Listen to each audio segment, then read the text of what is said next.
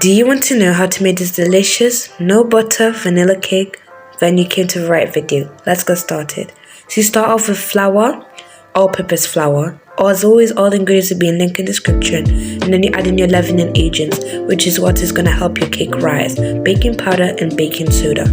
Whilst you're preparing the cake batter, make sure that your oven is preheated to 180 degrees. It does depend on your oven though, so you might need to change if you do. Also add in caster sugar and a pinch of salt.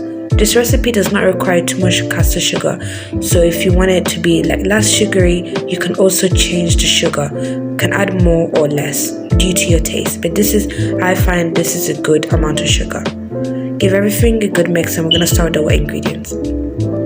For the wet ingredients, you're going to need your eggs, then you're going to add in milk, splash of vanilla, and your oil, which is going to replace the butter.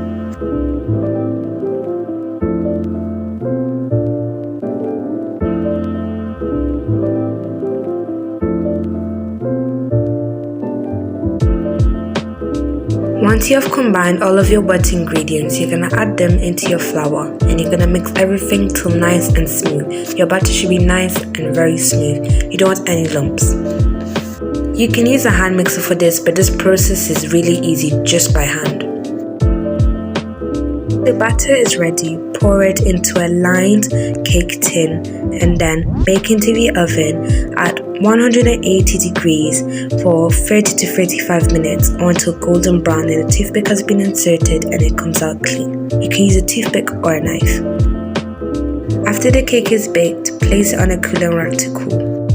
Once the cake is cool, top it with powdered sugar or anything you like. This cake is perfect without any frosting and it's perfect with a cup of tea. Enjoy and see you guys in the next one. Bye.